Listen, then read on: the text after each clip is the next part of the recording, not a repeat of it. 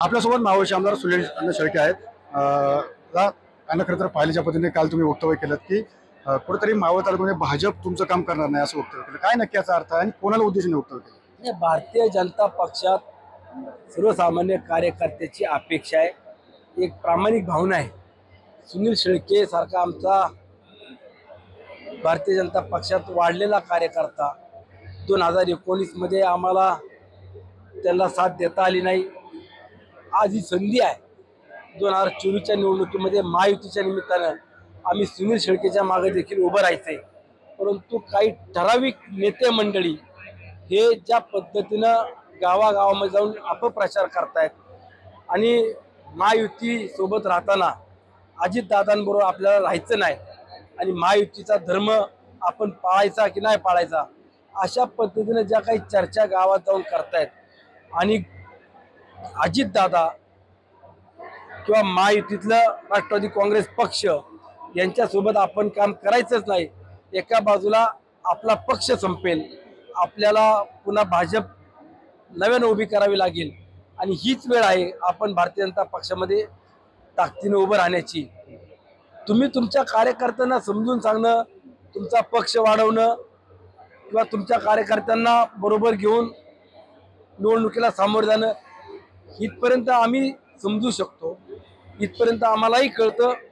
परंतु एका बाजूला भारतीय जनता पक्षाच्या सर्वसामान्य कार्यकर्त्याला भडकवून राष्ट्रवादी काँग्रेस पक्षाच्या विरोधात किंवा महायुतीच्या विरोधात कशा पद्धतीनं उद्याच्या निवडणुकीमध्ये विधानसभेला राष्ट्रवादी काँग्रेस पक्ष पवार साहेबांच्याच उमेदवाराला मतं मिळतील, हा जो काही प्रयत्न सुरू आहे, हे संपूर्ण प्रयत्न आता आमच्या देखील लक्षात यायला लागलेले आहेत.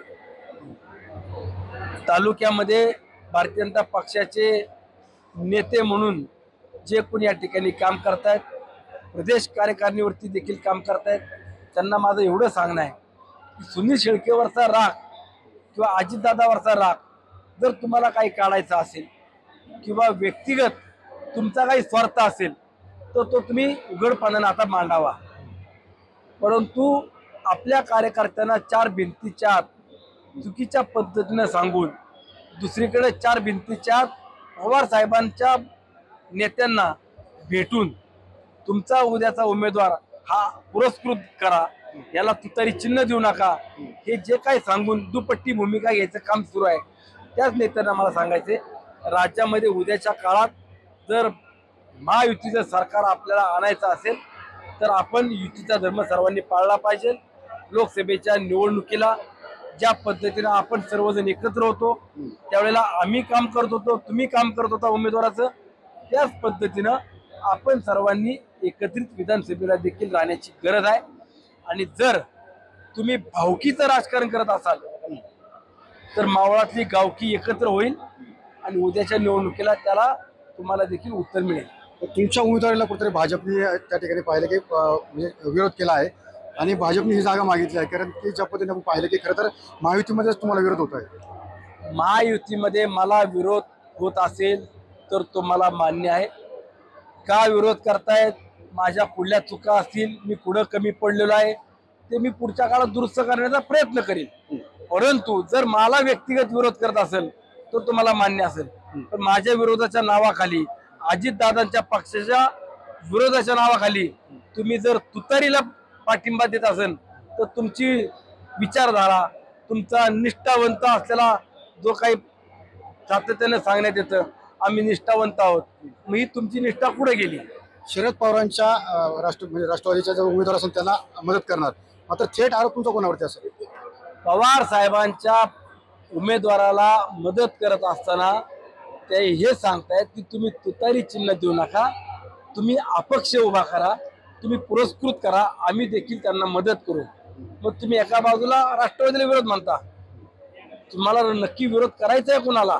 तुम्ही महायुतीला विरोध करता, अजितदादांना विरोध करता, सुनील शेळकेने विरोध करता, की महाविकास आघाडीला तुम्ही मदत करता आणि पवार साहेबांना मदत करता? हे तुम्ही स्पष्ट केलं पाहिजे. आणि हे जे कोणी करतंय ते उद्याच्या काळामध्ये ज्यांनी जयंत पाटील साहेबांच्या भेटी घेतल्या, ज्यांनी फोनवरनं साहेबांची संपर्क साधले, ते सगळे पुढे येतील. पण ज्या पद्धतीने आपण पाहिलं की मावळ विधानसभा मतदारसंघ आहे, महायुतीचा धर्म जर पाळला नाही तर पुढची भूमिका काय असणार सुनील शेट्टी? मला एवढं सांगायचंय, माझा नेता आदरणीय अजितदादा आहेत.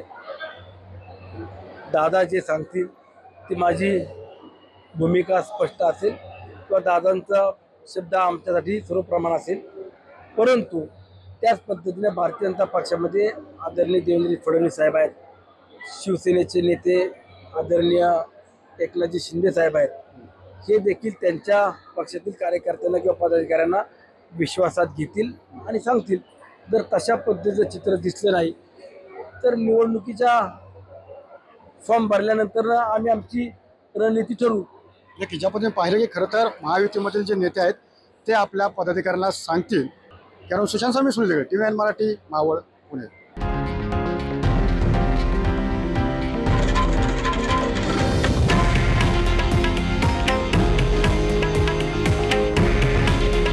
हे आहे देशातील नंबर 1 न्यूज नेटवर्क आणि आपण पाहत आहात TV9 मराठी. काळजी तुमची, हित महाराष्ट्राचं.